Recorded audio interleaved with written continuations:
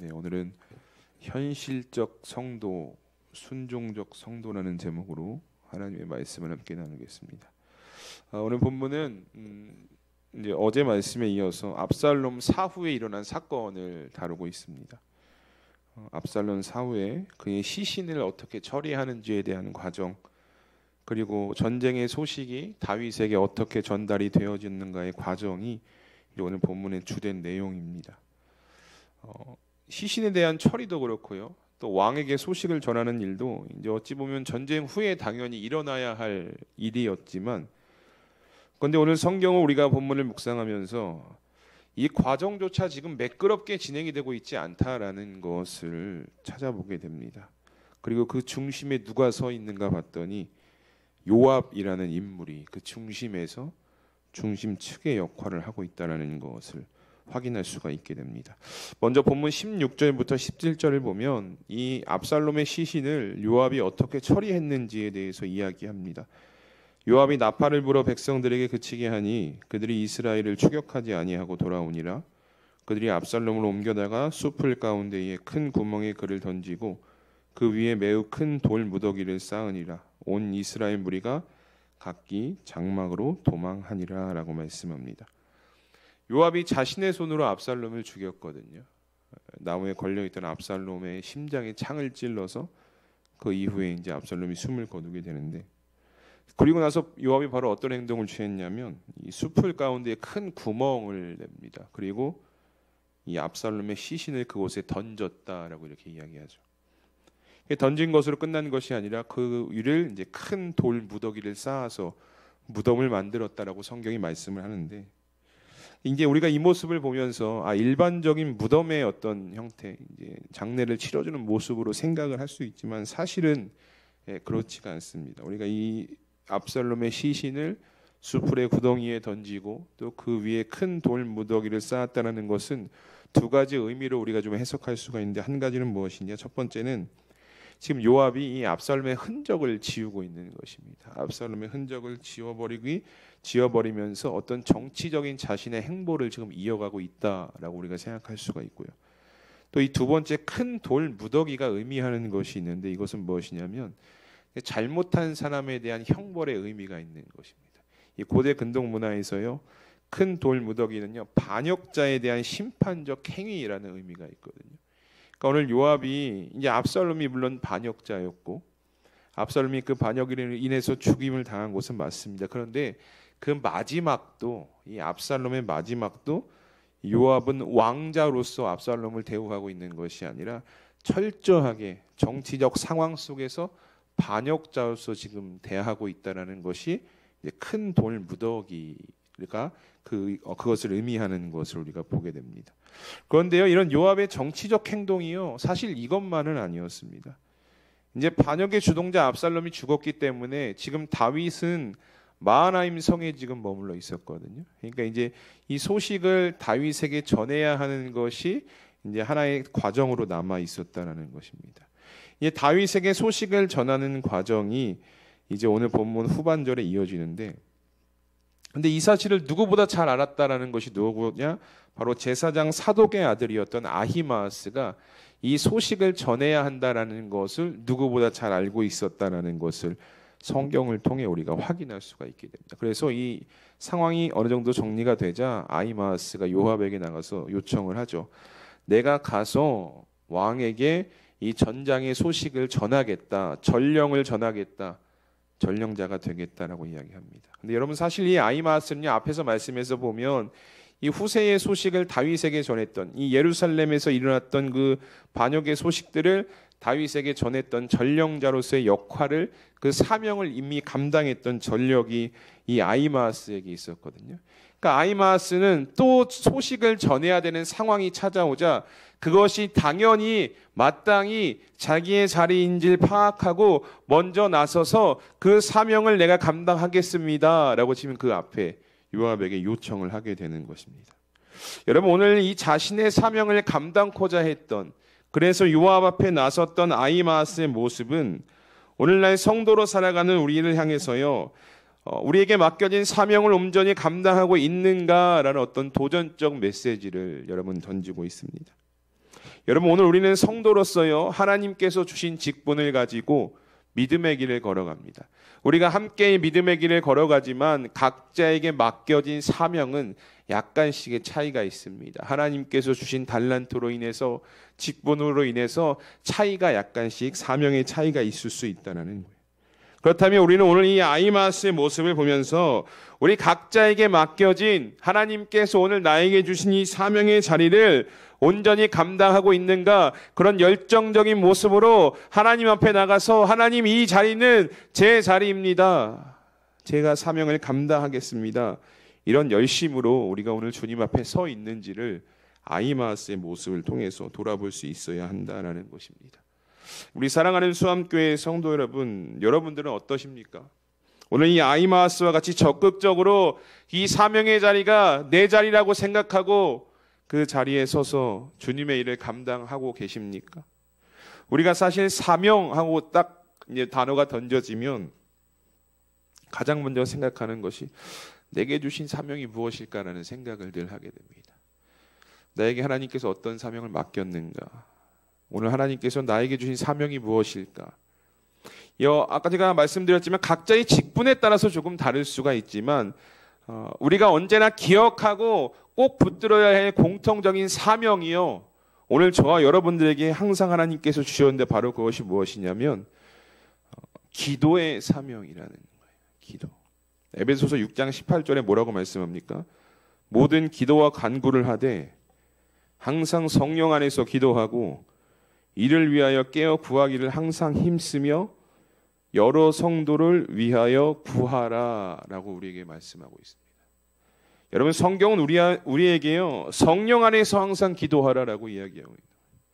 그리고 그 기도가 나만을 위한, 자신만을 위한 기도가 되지 않게 하고 여러 성도를 위하여 기도해야 된다라는 기도적 사명이 오늘날 성도 가운데에 주어졌음을 성경이 말씀하고 있다는 거예요. 이 성경은요 계속해서 성도의 사명이 무엇인가, 성도로 살아가고 있는 우리가 공통적으로 받은 사명이 무엇인가, 기도라는 것을 여러분 계속해서 강조하고 있다는 거예요. 여러분 작금의 세상을 보시고요, 여러분들의 주변을 한번 돌아보십시오. 작금의 세상을 보고 지금 내 주변을 돌아보셨을 때 여러분 딱 드는 생각이 무엇입니까? 어떤 마음이 드십니까? 기도해야겠다 이런 마음 드시지 않습니까? 기도가 필요한 세상이구나, 기도가 필요한 때이구나, 이 사명의 자리, 기도의 사명의 자리를 내가 감당해야겠구나, 이런 마음이 드시지 않습니까? 나라의 상황 보세요. 사회의 상황도 보시고요. 교회, 가정, 그리고 여러분 자신의 삶을 한번 지금 돌아보십시오. 기도해야 할 때라고 여러분 생각되지 않으십니까? 기도가 절실히 필요한 이때에 우리는 성도에게 주어진 기도의 사명을 다시금 믿음으로 고백하며 그 기도의 사명을 붙들고 이 기도의 자리를 주 안에서 채워나가야 될 줄 믿습니다. 여러분 이 자리가요 채워져야 되는 거예요. 이 새벽 시간 사실 저희가 기도하러 나오는 자리잖아요. 하나님께 부르짖으러 나오는 자리잖아요. 그러니까 우리가 옆에 사랑하는 성도님들 볼 때마다 이 자리가 채워질 수 있도록 여러분 권면하시고, 이 기도의 자리가 채워질 때 저희 교회가 부흥하고 교회가 하나님의 뜻대로 세워져 갈 수 있는 은혜를 누릴 수 있게 되거든요. 기도가 튼튼한 교회는요 흔들리지가 않습니다. 제가 예전에 학생들한테 늘 설교하면서 뭐라고 얘기했냐면 기도는 포인트와 같다, 적립하는 거다라고 얘기했어요. 우리가 지금 신앙생활을 잘 할 수 있는 것은요 우리의 위에 세대들이 기도를 잘 쌓아놨기 때문이에요. 우리가 그거 지금 쓰고 있는 건데, 근데 우리가 이제 기도로 포인트를 쌓아놓지 않으면 우리 다음 세대는 신앙적으로 위기가 찾아오고 흔들릴 수밖에 없게 되는 거예요. 그러니까 여러분 이 기도의 자리가 차고 넘칠 수 있도록 여러분 늘 기도하실 수 있어야 돼요. 여러분 마가복음 9장 29절에 이렇게 성경이 우리에게 말씀하고 있거든요. 이르시되 기도 외에는 다른 것으로 이런 종류가 나갈 수 없느니라라고 얘기하고 있어요. 이 제자들이요 귀신을 쫓아내지 못하는 거예요. 그러자 예수님께서 내려오시자 이제 이 아버지가 부탁을 하죠. 부모가 귀신 들린 우리 자녀를 좀 생각하시옵소서. 그러니까 딱 기도하고 딱 쫓아냅니다. 그 제자들이 궁금해하죠. 어떻게 이렇게 하실 수 있습니까? 예수님이 말씀하시는 거예요. 기도 외에는 방법이 없다는 거예요. 기도 외에는 방법이 없다. 기도 외에는 다 이 능력이 나갈 수가 없다라고 성경이 분명히 말씀하고 있다는 것입니다. 여러분 기도가 답입니다.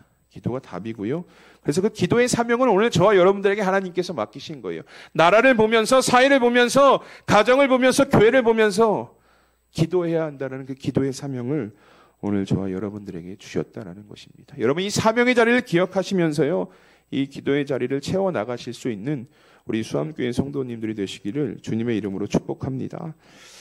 이렇게 아이마스가요, 자신에게 맡겨진 사명이 무엇인 줄 알았어요. 그래서 상황을 잘 보고 있다가 이제 왕에게 소식을 전해야 되겠구나라는 생각을 들자 요압에게 나가서 요청을 합니다. 내가 왕에게 가서 이 소식을 전하겠습니다. 근데 요압이요, 이 이야기를 듣고 정치적으로 상황을 판단하기 시작합니다. 요압이 보기에는요, 이 소식이 다윗에게 전해지는 것이 지금 다윗에게 기쁨이 되지 않을 거다라는 확신을 요압이 가지고 있었습니다. 이 본문 20절을 보면요, 이렇게 이야기하고 있거든요. 오늘 본문 20절 우리 함께 읽어보도록 하겠습니다. 시작. 요압이 그에게 이르되 너는 오늘 소식을 전하는 자가 되지 말고 다른 날에 전할 것이니라. 왕의 아들이 죽었나니 내가 오늘 소식을 전하지 못하리라 하고. 아멘. 요압이 생각하기에는요, 이 다윗에게 전해질 소식이 다윗에게 기쁨이 되지 않을 거다라는 확신이 있었습니다. 왜냐, 반란군이 진압되었다라는 것은요, 기쁜 소식이기는 했지만 어쨌든 이 소식을 전할 때 아들 압살롬, 반란의 주동자였던 압살롬이 죽었다는 소식도 지금 동일하게 전해줘야 됐거든요. 그래서 이 요압이 보기에는요, 이 소식을 전하는 자리가 굉장히 위험한 자리가 될 거다라는 어떤 판단하에 아히마아스를 지금 만류하고 있는 거예요. 왜냐하면 앞선 사건들을 보면요, 이 다윗은 사울과 요나단이 죽었다는 소식을 전해왔던 아말렉 사람을 그 자리에서 죽여버렸거든요. 그리고 이스보셋을 죽였던 레갑과 바하나가 다윗 앞에 와서 또 이야기하자 그들도 바로 죽게 되고, 심지어 요압이 이 자신의 동생을 죽였던 아브넬을 죽였을 때도 이 요압에게 막 저주를 했던 다윗의 모습이 요압이 분명히 기억하고 있었다라는 거예요. 아들이 죽었다는 소식을 들었을 때 왕이 어떻게 반응할지 가늠이 안 가는 거예요. 이게 절대적으로 좋은 소식이 되지 않을 거다라는 확신이 있어서 자신이 아끼던 아히마아스가 이 소식을 전하지 못하도록 만류합니다. 그리고 그 대신 누구를 보내냐? 성경을 보니까 이방인 구스 사람을 전력으로 보내서 다윗에게 출발시키게 됩니다. 그런데 아히마아스가요, 여러분 눈치가 없어요. 이쯤 했으면 알아들어야 되거든요. 이게 좋은 자리가 아니고 상급을 받을 수 있는 자리가 아니다. 근데 22절에요, 아히마아스가 눈치 없이 이렇게 또 이야기합니다. 사독의 아들 아히마아스가 다시 요압에게 이르되 청하건대 아무쪼록 내가 또한 구스 사람의 뒤를 따라 달려가게 하소서 하니, 요압이 이르되 내 아들아 너는 왜 달려가려 하느냐? 이 소식으로 말미암아서는 너는 상을 받지 못하리라 하되. 아멘. 거듭 요청해요. 눈치 없이. 요압이 그만하라고 했는데 이 좋은 자리가 아니라고. 그러면서 또 이야기하죠. 너 이거 가져가도 상 못 받아. 이렇게 이야기합니다. 이 말씀을 가지고요, 누군가는 아히마아스가 사명을 감당하려는 모습이 상급 때문이 아니었냐라고 이야기도 하고요. 또 누군가는 이 죽음을 눈앞에 두고도 사명을 감당하려고 했던 아히마아스의 모습을 칭찬하기도 하지만, 어쨌든 중요한 것은 이 아히마아스는요, 다윗에게 이 소식을 전하고 싶어 했다라는 거예요. 이 소식을 전하고 그 다윗의 기뻐하는 모습을 보고 싶어 했다는 거죠. 요압도 이제 아히마아스가 재차 요청하자 이제 더 거절할 수가 없었습니다. 그래서 그 허락을 받고 아히마아스를 다윗에게 이제 보내게 되는 것이 오늘 본문의 마지막 내용인데요. 여러분, 오늘 본문의 말씀을 보면 우리가 이제 압살롬이 매장된 사건과 또 다윗에게 전쟁의 소식이 전해지는 두 가지 과정을 함께 살펴봤는데, 이 두 과정 속에서요, 누가 중심적인 역할을 하고 있느냐 봤더니 요압이라는 인물이 철저히 그 중심에서 이 사건을 주도하고 있다는 것을 우리가 확인할 수가 있게 됩니다. 압살롬을 매장하는 사건에서도 그렇고요, 다윗에게 소식을 전하는 것에도 요압이 중추적인 역할을 지금 하고 있는 거예요. 그런데 여러분, 이 모습을 보면서, 요압의 모습을 보고 또 설교를 준비하면서 막 불편함이 밀려오는 것도 있었습니다. 왜냐하면 요압은요, 지금 왕의 명령에 따라 움직이고 있는 것이 아니었기 때문입니다. 왕의 명령에 따라서, 왕의 말씀에 따라서 움직이고 있는 것이 아니라 철저하게 자기 중심적으로 이 사건을 자신의 방식대로 해석하고 현실적으로 보고 무엇이 더 좋겠다라고 판단하에 지금 움직이고 있었기 때문입니다. 그러니까 이 모습이 설교를 준비하면서 계속한 불편함으로 여러분 다가왔습니다. 이 앞선 압살롬과의 전쟁에 나갈 때 다윗이 요압에게 어떻게 부탁했냐면 젊은 압살롬을 좀 너그러이 대우해달라. 그러니까 조심스럽게 대우해라. 잘 데리고 와라. 타일러서 이렇게 이야기했거든요. 그리고 이 명령을 모든 백성이 들었다라고 성경에 분명히 말씀하고 있어요. 근데 그럼에도 불구하고 요압은 이 왕의 명령을 중요하게 생각하지 않았다라는 거예요. 그게 압살롬을 죽인 결과로 이어졌죠. 그러니까 자신의 방식대로 그 명령을 해석한 거예요. 왕이 명령을 줬는데 그 명령을 내 생각대로 해석하고 나한테 유리한 방향으로 실행에 옮겼다라는 거예요. 그러니까 마치 사사시대를 보면 이 사사시대 마지막에 대해서 뭐라고 이야기하냐면 성경에 자신의 소견대 옳은 대로 행동했다라고 이렇게 기록하고 있거든요. 그러니까 요압이 딱 오늘 그 모습을 지금 보이고 있는 것입니다. 오늘 본문의 두 사건에서도 여러분 보십시오. 여지없이 요압은 어떤 왕의 명령은 철저하게 무시한 채 스스로의 어떤 판단하에 뭐가 더 효율적인가를 판단하고 정치적으로 그렇게 움직였다는 것을 보게 됩니다. 이런 요압의 모습을 보면서요. 왕이신 하나님을 모시고 하나님을 왕으로 섬기고 살아가는 성도들은요. 불편함을 느낄 수 있어야 돼요. 왕의 명령이 철저하게 무시되어져 가는 그 과정을 보면서요. 여러분들 말씀을 보면서 불편함을 느낄 수 있어야 한다는 거예요. 그런데요. 저는요. 이 말씀이 불편함도 느껴졌지만 참 하나님께 죄송했던 것은 뭐냐면 또 너무나 익숙하게 다가왔다는 거예요. 요압의 모습이 엄청 불편했거든요. 왕의 명령을 자신의 스스로 해석해서 마치 그것이 정말 순종한 것처럼 여기는 요압의 모습이 너무나 불편했는데 한편으로는 이 모습이요. 너무 익숙하게 다가왔다는 거예요.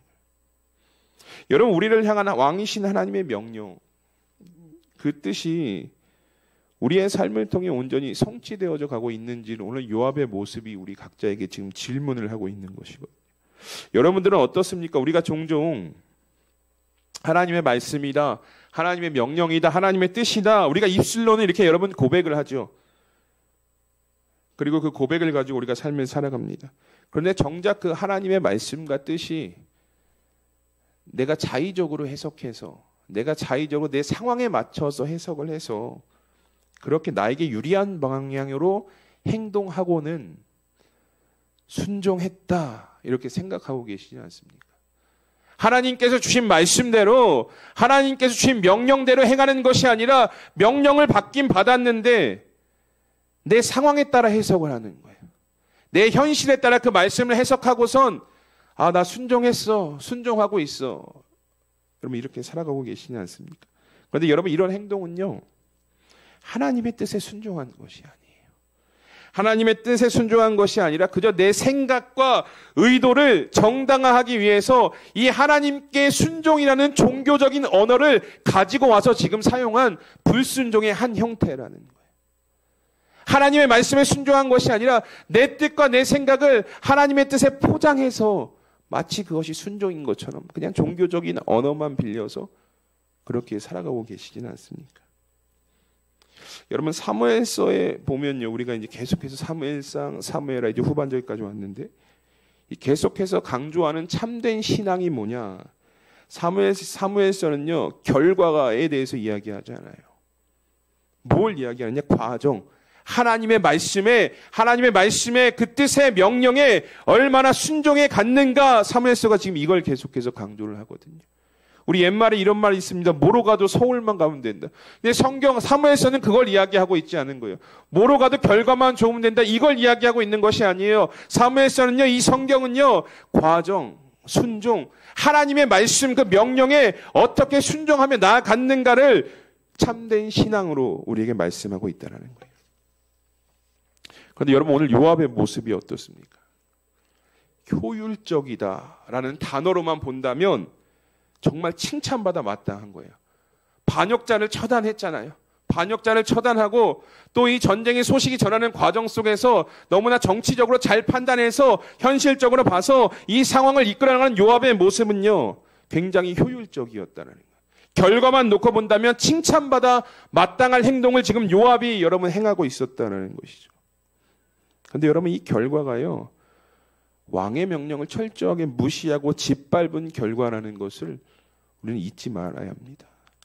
저는요, 현실적이란 말을 굉장히 좋아하고요. 또 사역을 할 때마다 현실적으로 어떻게 하면 효율적으로 할까, 이것에 굉장한 관심이 많이 있었습니다. 뭐 아직도 그렇고요. 그런데 오늘 말씀을 준비하면서 현실적으로 상황을 바라보는 것보다, 효율적으로 일을 해결하는 것보다 더 중요한 것이 있다, 더 중요한 것이 오늘 말씀하고 있다는 것을 다시 이 말씀을 통해 깨닫게 되었습니다. 현실을 바라본다는 이유만으로, 효율적으로 일을 처리한다는 이유만으로 왕이신 하나님의 명령이 언젠가부터 뒷전에 있지는 않았는가를 이 말씀이 저에게 깨닫게 하는 거예요. 열심히 주의 일을 한다라고 생각했거든요. 열심히 주의 일을 감당하고 있고 일을 잘하고 이렇게 감당하면서 나아가고 있다라고 생각을 했는데, 이 말씀이 제 마음 가운데 큰 울림을 준 거예요. 너무 현실적으로 자의적으로 해석해서 주의 일을 감당하고 있지는 않은가 라는 이 말씀을 저에게 주셨습니다. 그리고 그 모습이 마치 하나님의 뜻에 순종하고 있는 것과 같은 착각을 불러일으키게 되었다는 것입니다. 사랑하는 수함교회 성도 여러분, 하나님 앞에서는요, 뭐가 더 효율적입니다, 이런 거 따질 필요가 없다라는 거예요. 결과만 좋으면 되는 거 아닙니까? 이렇게 말할 필요도 없다라는 거예요. 하나님은요, 오늘 하나님의 자녀로 살아가는 우리의 삶이 내가 더 현실적이라고 생각하고 선택하는 그 움직임, 그 삶을 하나님께서 원하시는 것이 아니라 그저 매 순간 하나님의 뜻이 무엇인가, 오늘 나에게 주신 하나님의 명령이 무엇인가, 하나님의 말씀이 무엇인가를 깨닫고 그 하나님의 뜻과 생각대로 살아가기를 하나님께서 우리의 삶에 원하고 계신다라는 것을요, 오늘 말씀을 통해서 다시금 믿음으로 고백하실 수 있는 여러분들이 되셨으면 좋겠습니다. 여러분, 그래야 우리가 현실적으로 효율적으로 상황을 바라보지 않고 하나님의 명령이 앞설 때, 그래야 눈앞에 홍해가 갈라지는 놀라운 역사를 경험할 수 있게 되는 거거든요. 여러분, 이스라엘 백성 눈앞에 홍해를 봤을 때 현실적으로 바라보면 이게 말이 안 되는 상황이잖아요. 사방이 막혀있는, 뒤에는 애국 군대 있고 옆에는 뭐 광야니까 피할 데가 없는, 현실적으로 바라보면 홍해가 갈라질 수 없지만 하나님의 명령에 따라서, 말씀에 따라서 행동했더니 어떤 일이 일어납니까? 홍해가 갈라지는 일이, 그 역사를 경험하게 되었다는 거예요. 또 여호수아가 여리고성 무너뜨릴 때 여러분, 그 빙빙 돈다고 해서 무너집니까? 안 그러는 거예요. 현실적으로 바라보면 말이 안 되는 거예요. 이 빙빙 도는 것이 굉장히 비효율적인 일이었다는 거예요. 전투를 준비한다. 그런데 명령에 순종해서 나아갔더니, 말씀에 순종해서 나아갔더니 어떤 일이 일어나니까 마지막 7째 날에 성이 무너지는 놀라운 역사를 경험하게 되었다는 거예요. 여러분, 우리가 삶을 살아가면서 신앙의 순간 가운데 물론 내 생각이 있죠. 내 지혜가 있고 내 경험적인 어떤 모습들이 있을 것입니다. 그런데 이것이 앞서면 안 된다는 거예요. 이것이 앞서는 순간 바다가 갈라지고 성이 무너지는 역사를요, 우리는 경험할 수가 없게 되는 거예요. 기도는 입술을 하나님 내 앞에 눈앞에 바다를 갈라주시고 내 안에 여리고성을 무너뜨려 주시옵소서라고 기도는 하지만, 내 어떤 그 상황이 되면, 순간이 되면 하나님의 명령과 말씀이 아니라 내 생각과 지혜가 앞서니까 내 앞에 바다가 갈라지지 않는 거예요. 내 성이 무너지지 않게 되는 것입니다. 그래서 성도로 살아가는 우리가 반드시 기억해야 할 것은 무엇이냐면, 하나님의 명령이 무엇인가, 지금 내가 처한 상황에 하나님의 뜻이 무엇인가, 하나님의 말씀이 무엇인가, 그것을 붙잡고 어떻게 내가 순종해야 할 것인가, 이것에 관심이 있고 이것대로 살아가려고 노력해야지. 그러니까 요압처럼 자신이 자의적으로 해석해서 이것이 더 좋겠다, 이렇게 하는 게 더 일이 잘 진행될 것 같다, 이런 모습을 하나님께서 기뻐하지 않으신다라는 것입니다. 사랑하는 수함교회 성도 여러분, 바라기는요, 성도라면 왕이신 하나님의 명령을 여러분 최우선으로 삼으시고요, 그 하나님의 명령에 믿음으로 순종하며 나아가실 수 있는 우리 성도님들이 되시기를 주님의 이름으로 축복합니다. 그럴 때 여러분들의 삶에 바다가 갈라지고 여리고성이 무너지는 놀라운 은혜의 역사를 하나님께서 허락해 주실 것입니다. 마지막으로 사무엘상 15장 22절의 말씀을 읽고 마치도록 하겠습니다. 사무엘이 이르되 여호와께서 번제와 다른 제사를 그의 목소리를 청종하는 것을 좋아하심같이 좋아하시겠나이까. 순종이 제사보다 낫고 듣는 것이 순양의 기름보다 나으니라. 아멘. 오늘 하루 순종의 삶으로 하나님께 영광 돌리시는 여러분들이 되시기를 주님의 이름으로 축복합니다. 우리 말씀을 기억하면서 이 시간 함께 기도했으면 좋겠습니다. 왕의 명령이 아닌 자신의 생각과 판단에 의해 움직였던 요압의 모습에서 오늘 성도로 살아가고 있는 우리 자신을 돌아보게 됩니다. 왕이신 하나님께서 여전히 살아 역사하심에도 불구하고 혹 사사시대와 같이 그때 이스라엘의 왕이 없으므로 사람이 각기 자기의 소견에 옳은 대로 행하였더라 라는 이 말씀처럼 여러분 하루하루를 살아가고 계시지는 않습니까? 우리가 이 시간 함께 기도하기 원하는 것은 하나님, 오늘도 우리 가운데 살아 역사하시는 왕이신 하나님의 말씀에 그 명령에 귀 기울일 수 있는 성도 되게 하여 주시옵소서. 그리고 우리 귀에 마음에 들려진 하나님의 말씀을 내 생각과 경험과 지혜로 판단하지 않게 하시고 무조건적인 말씀의 순종을 통해 오직 하나님께만 영광 돌리는 삶을 살아갈 수 있는 성도가 되게 하여 주시옵소서라고 우리 이 시간 말씀을 기억하면서 합심하여 함께 기도하며 나아가도록 하겠습니다. 다 함께 기도합니다. 하나님 감사합니다. 오늘 압살롬의 사후의 모습을 보면서 그 주도적인